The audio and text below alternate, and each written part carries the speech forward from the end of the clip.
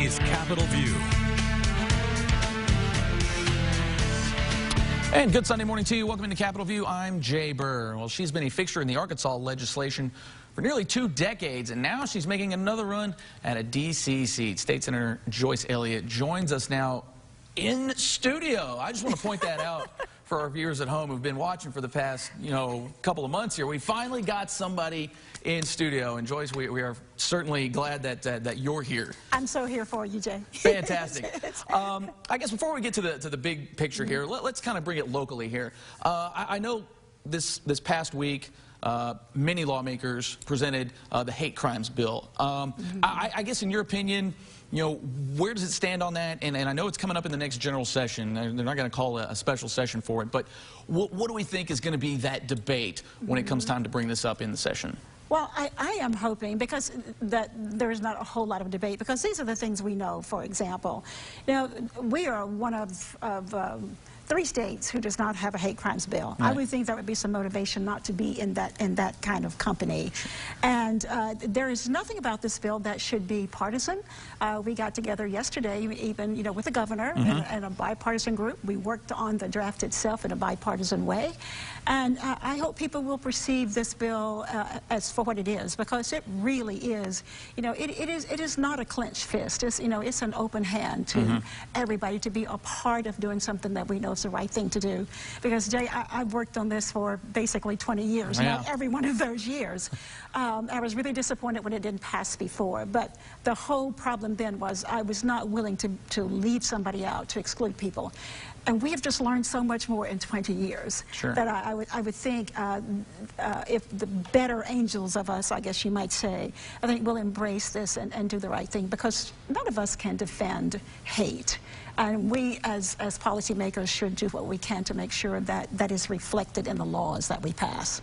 I guess the one thing that proponents have of this has been, we're creating special cases for groups of people. It's not necessarily an all-encompassing. Sure. And I guess, how would you respond to that, or how are you going to address that when that issue does come up? Well, one of the things that is true about it, we follow the federal guidelines, for the most part. There are a couple of things in there that are not like that. But what I want people to imagine about, to think about, they're generally called things about you that are immutable. Like, I can't help the fact that I'm a woman. You can't help the fact. I can't help the fact that I'm an African American, or that you are Caucasian. And these are the kind of things that we want to make sure that if somebody commits a crime against you for those reasons, or because of your religion, because that's enshrined in our Constitution, these are the kind of things that we're talking about, that there would be an enhanced penalty. People might think about this in terms, too. We already have enhanced penalties. Yeah. If you're a police officer, for example, and you are, then there's a crime committed against a police officer, there's an enhanced penalty, because you shouldn't commit the crime just for that reason. Right. So that's what I want people to think about, and that really is the gist of what it's doing. It's not doing all these things about, about thought. You have to act, not just think about something. All right, let's get to the D.C. scope here. I know it's kind of that time of year now where we're starting to see the political ads roll out here. Representative Hill kind of commented on yours, so we're going to let you kind of get your shot at his ad now, just in full fairness and openness here. But have you been able to see that ad, and I guess kind of how do you respond to that? Yeah, I've seen that ad, of course. And, I find it so interesting that he's bragging about Nancy Pelosi's legislation. For his entire career, he's used her as a political piñata. And what he doesn't tell you about are the bills that he voted for, like to strip the NIH of billions of dollars in the middle of a pandemic, and to strip millions of Americans of their health care in the middle of a pandemic. So, I hope he could find some balance here. Because it doesn't make sense that you are, on the one hand, going to tout something that was championed by somebody that, as I said, you've used as a political piñata, but on the other hand, not take responsibility for doing all the things you should do, making the votes you should make, so that people have health insurance, so that the NIH is funded. I'm glad you brought up health insurance there. I know on your platform, you've got a lot of different things there. I know healthcare is obviously a bit. I'll skim through it here. I didn't go through the whole thing. But I want to touch on that because I know you want to try to strengthen the Affordable Care Act and expand that. But how do we go about doing that? I guess would be the big question. I think the biggest thing I hear, and I've heard that since even before I started this race, people who do have health care, the biggest problem they have now is the cost of health care. Right. And one of the things that we need to look at reforming is with Big Pharma. We need to do something about the cost of meds. We need to do something about surprise billings that people get. Yeah. You know, you go to the doctor, you go to the hospital, and you think your insurance is covered, and you start to get 3, 4, and 5 bills that are added to everything you thought you paid for. Been there? Right. Yeah. And these are some of the things we need to think about, and because it's not so much that anybody thinks what we have now is perfect, but rather than take it away, as I will point out that French Hill voted to do, rather than take it away, we need to be sure it's something that works for families, because it's the everyday people, the struggling families that need this reform. I know what that feels like. I grew up without health care. I know what that means. And perhaps when you haven't been there, you have a hard time, you know, bringing up that empathy to understand, but that's what we ought to do. And I know a lot of people tend to bring up, well, we're going to take on Big Pharma, but I guess how do you even begin to get into that? Because it does seem to be a thing, and I think it's kind of gone across Democratic and even Republican. You know, they want to try to reel in health care costs. They want to try to take on Big Pharma, but what exactly does that mean? I think what it means is first you have to elect a critical mass of people who really want to do it, because that's what's key. And right now, we have the people in Washington, as I always say to people, we voted for them one at a time, and we have the mess we have. If we want to undo that and have people there who will stand up and create that critical mass, we need to start right here in Arkansas in the 2nd District, because it's something I'm confident that my opponent's not going to do. I'm confident that I don't owe Big Pharma anything, and that's not going to be a problem for me, because I had to stand up here and work hard across party lines to create, to expand Medicaid so that people could have health insurance.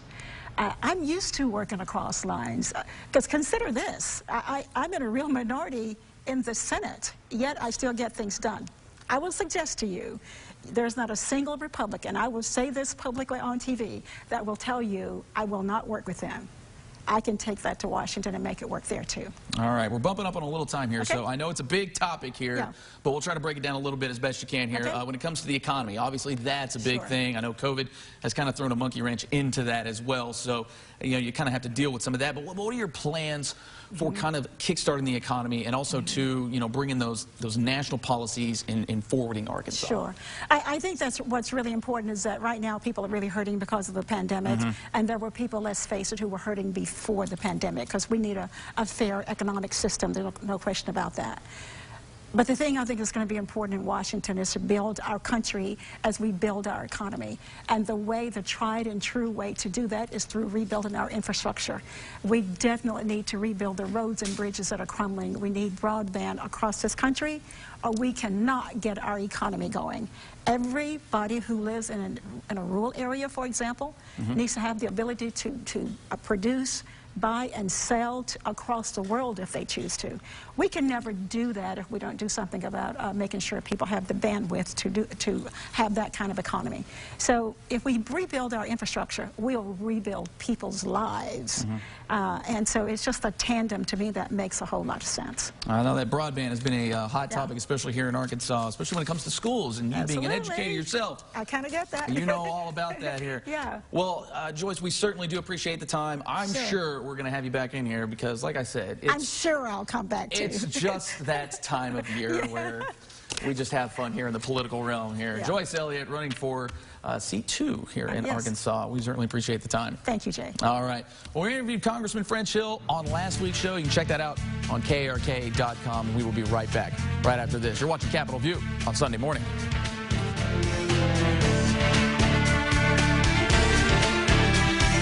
Auto Credit Express, Arkansas's best selection of pre-owned vehicles, and you're approved guaranteed. Auto Credit Express, where every vehicle is safety inspected and you drive away today. Ford, Nissan, Chevy, Ram, Dodge, and more. And Sherwood and Pine Bluff and online at expresscarloans.com. Auto Credit Express, auto financing made easy. If you've been hurt in a car wreck, you need the help of an experienced injury attorney to get all the money you deserve. Call me, Justin Minton. It won't cost you anything to see if I can help. Do you have a history of heart disease or stroke? And do you experience decreased sexual desire, fatigue, and depressed mood? It could be low testosterone, also known as hypogonadism. A research study for men with a history of heart disease or stroke is now underway in our area. Participants may receive testosterone replacement therapy or placebo and study-related care at no cost. To learn more, please call now, 501-367-7272. Injured? Let's talk about getting help now. Anywhere in the state, dial 8. Whether injured at night, on a weekend, or a holiday, anywhere in the state, dial 8. 888-8888. Let me say that again. Any place, anytime, anywhere in Arkansas, anywhere in the state, just dial 8. We're local lawyers, and it's a local number. Injured? Anywhere in the state, dial 8. Stuck at home? Looking for something new? KARK and the Museum of Discovery to the rescue. To bring you some cool experiments that you can do at home, engage with the kids, and have a little fun as well. Go to KARK.com now to see what you can discover. Auto Credit Express, guaranteed financing on Arkansas's best selection of pre-owned vehicles, imports, and domestics. Auto Credit Express is where you find a payment for every budget in cars, trucks, and SUVs. And Sherwood and Pine Bluff and online at expresscarloans.com. Auto Credit Express, auto financing made easy. Watching Capitol View, Sunday morning talk focused on the political scene in Arkansas. And welcome back into Capitol View. We're talking with Dan Whitfield today, who's been hoping to be on the ballot to go against Senator Tom Cotton. He so kindly joins us here today. And boss, how are you doing today? I guess it's been an interesting fight for you. Kind of give us a little background on it. I'm well, thank you. So it has been a very interesting campaign, that's for sure. I guess what's really important first off is a lot of people talk about Kanye West and how did he get on the ballot. So I think it's really important for people to understand right now that to run as an independent for U.S. president, you only need 1,100 signatures. The deadline for the signature collection is August the 3rd.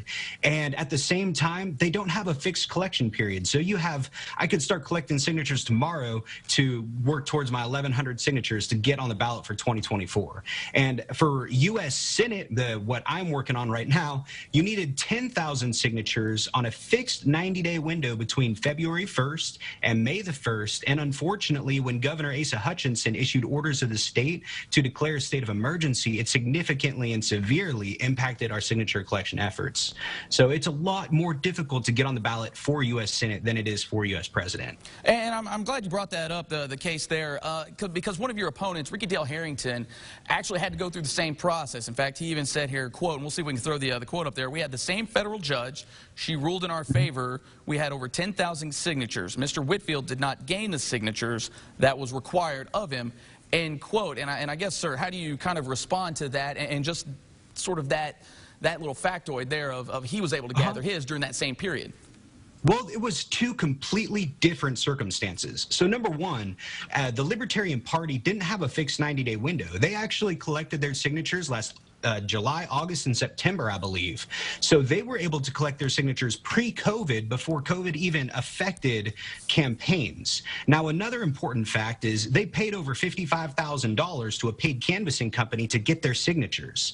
Now, 98% of my signatures came from unpaid volunteers. We had a 91% validation rate, and it was just a different circumstance. When I was collecting signatures, I didn't even have the option to pay a canvassing company to get my signatures. In fact, my wife actually had surprised me. She told me, she's like, I'll help you get 1,000 signatures. So for her part of my campaign, she had actually paid behind my back a canvassing company $1,250 for 500 signatures.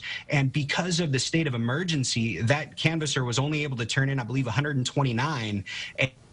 And they still owe us $900. So it wasn't even an option. It was a completely different circumstance. And that's another issue that needs to be addressed in the near future.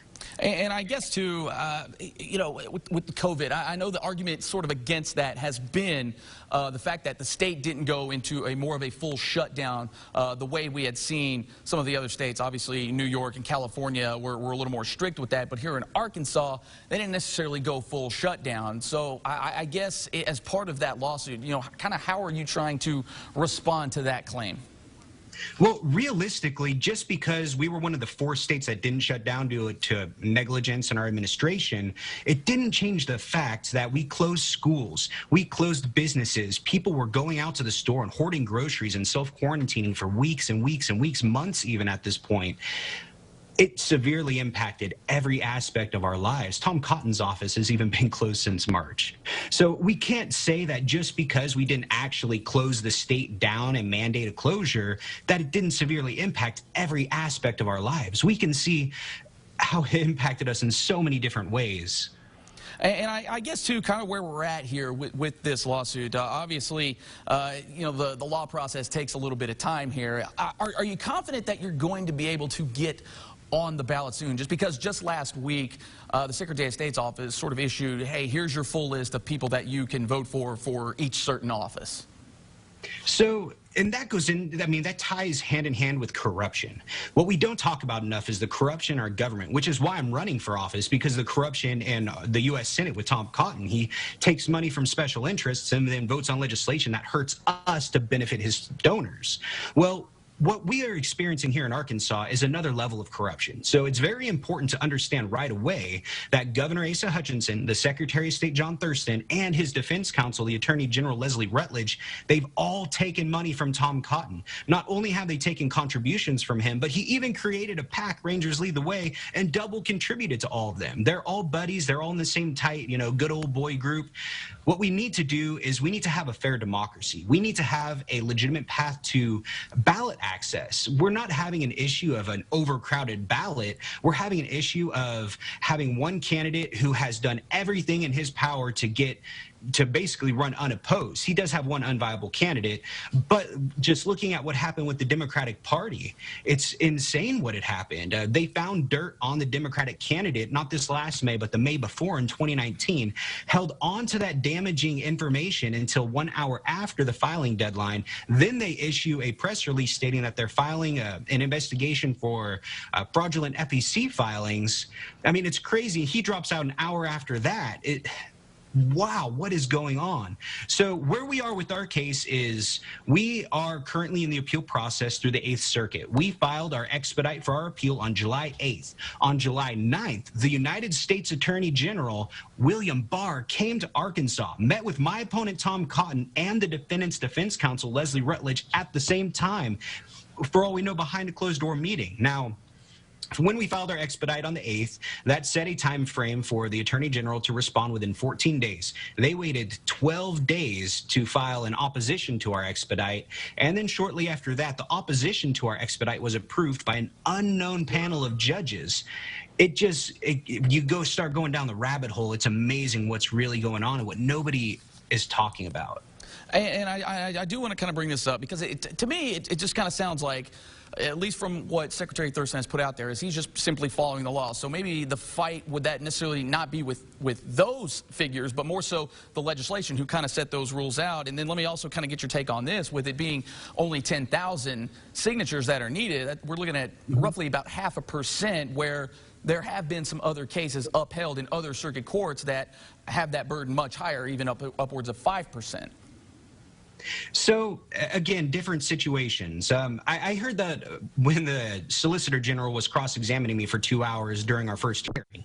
So he says, if you can't get 10,000 signatures, what makes you think you can even get 10,000 votes? Well, unfortunately, sir, people are kind of lazy, and when things get really difficult, people tend not to follow through. So, number one, in order to get a signature counted for myself, it says on the very bottom of the petition that this petition must be printed on a legal-sized paper, which means 8.5 by 14. So, when we got to the point where COVID had brought everyone into their homes and people were no longer able to really go out and petition, that means in order to sign my petition, if you wanted to, you had to, number one, have a printer that could print on legal-size paper.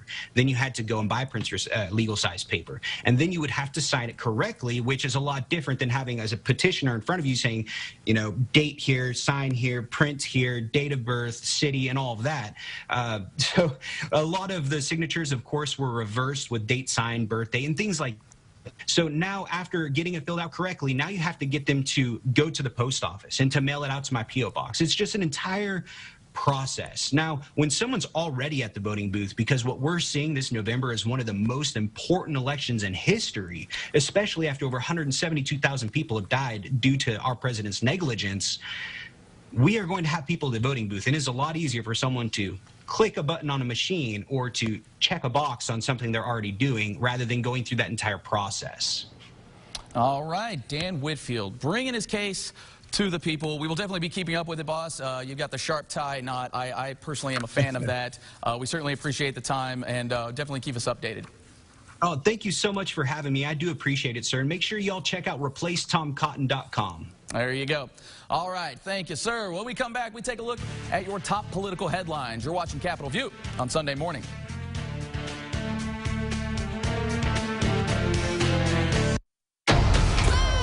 Tuesday, the history-making moment when talent goes from ordinary to extraordinary. Seen anything like this? Got Talent quarterfinals live Tuesday on NBC. You were a trauma surgeon that was in Syria. I'm guessing you trained in war zones. You need blood. So you're just gonna give me yours? I've done this before. Transplant premieres September 1st on NBC. There are now more options than ever to enjoy tzatziki's. Our Mediterranean menu is full of healthy and original favorites that are available for dine-in, delivery, takeout, curbside, and drive-through at select locations. We've implemented safety procedures to protect both our guests and our crews. Order online at tzatziki's.com or download our app today. Thank you for your continued support. For the past 3 years, we have been your neighborhood bar and grill. The staff you know is still here to serve you. Our award-winning cuisine is returning with exciting new dishes. Our mixologists have crafted new signature cocktails. The patio is set up for your family and friends. The garage doors are open on the Sidewalk Cafe. Let us pour you a peachy key. We're excited to welcome you back.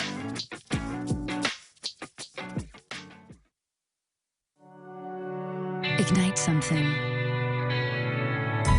Ignite excitement. Ignite curiosity, adventure, and small moments of beauty.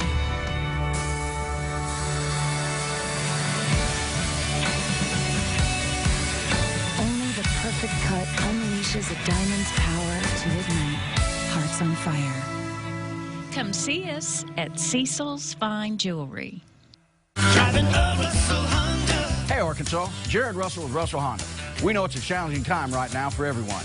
Our top priority is to keep our staff and our customers safe. We are cleaning our dealership daily and taking the necessary precautions for a safe environment. If you're needing your vehicle serviced, we can pick it up from your home or business. Also, if you're in need of a vehicle, we can deliver it to you. Russell Honda wants to help out our community any way that we can. So check us out online at russellhonda.com or give us a call. Family owned, family values. Stay safe, Arkansas. You're watching Capitol View, Sunday morning talk focused on the political scene in Arkansas. And welcome back into Capitol View. The Natural State is one of 3 states that does not have a hate crime law on the books. But that could change during the next general session. Lawmakers gathered at the Capitol last week to introduce a draft of a hate crimes bill. We need to say clearly that Arkansas will not tolerate violence against anyone because of their race, their religion, or because of who they are. On Wednesday, lawmakers gathered at the Capitol to introduce a hate crimes bill that will be presented in the next general session. It has been tried before without any luck. But I'm not sure there's many more important challenges that we've taken on in Arkansas than what we need to do to pass hate crimes legislation. The bill itself lists several categories in which people can be targeted as a hate crime, but not all lawmakers are on board with the idea. It does offer protections for, based on, a whole list of special classes places. And I just don't think that that's really what we want to do as a society. I think we should start treating everybody equally. State Representative Tippy McCullough points out that there has been a rise in hate crimes, especially amongst the LGBTQ community. Are we seeing these things that happen that this bill would address? The answer is yes. But Jerry Cox with Family Counsel, who has been an opponent of hate crime laws in the past, released a statement saying, hate crime laws do not work. There is no evidence that these laws in other states have ever prevented a crime. We all wish hatred could be stopped by just passing a law against it, but this simply isn't possible. Representative Frederick Love does believe that the enhanced sentencing will work. If we have the opportunity to deter people from acting on that hate, I think it is imperative we use the means of legislation. Lawmakers in support of this drafted bill say this is one thing that they don't want the state to be last in. And being one of only 3, or even worse, the only state without these basic protections that the majority of Arkansans support sends a horrible message about who Arkansas is. And the punishments for a hate crime carry a 20% increase in any punishment handed down from a conviction, whether it be prison time, fines, or probation. And if it is determined that anyone brings a false, malicious, or groundless claim, they could be charged with a Class C felony. And we have that complete draft bill up on our website, KARK.com. Dr. Deborah Birx of the White House Coronavirus Task Force made her way to Little Rock last week. She led a roundtable with state leaders and health officials about the state's response to the coronavirus. Dr. Birx says that even beyond the plans in place, communities need to take all the precautions so kids don't go to school potentially infected. That's the mask, the social distancing, avoiding crowds, not having parties in your home, not going to backyard parties, and really ensuring that we can get those cases down so that children don't go to school already infected because of what has happened in their community. Dr. Birx also said she likes the plans in place for how the state will respond to any outbreak in a school setting, especially at the collegiate level. And we are back to wrap it up right after this. You're watching Capitol View on Sunday morning. I love shoes. You find them in the store, you know, they like call you, but they hurt. The best ones hurt the worst. And you're walking around going, I don't want anyone to know that I'm not happy. Stuck in the arch supports, and I felt so much better. I'd say Good Feet helped with all of my great shoes. They turned out to be something that actually works for me. My name is Ava, and that's my Good Feet story. See for yourself with a free personalized arch support fitting at the Good Feet store. At KRK, we bring you local news that matters. And now we're excited to tell you about a trusted national newscast that you can watch in prime time. News Nation. What we believe in, is inspired by what we know. News Nation is a national newscast in prime time 7 nights a week to keep you in the know from across the country, to decide what you think and believe it all. News Nation, coming September 1st to WGN America. We're watching Capitol View, Sunday morning talk focused on the political scene in Arkansas. And that is it for this week's show. Make sure you get the Capitol View podcast wherever you get your podcasts, and we are back with an all-new Capitol View next week. Enjoy the rest of your weekend.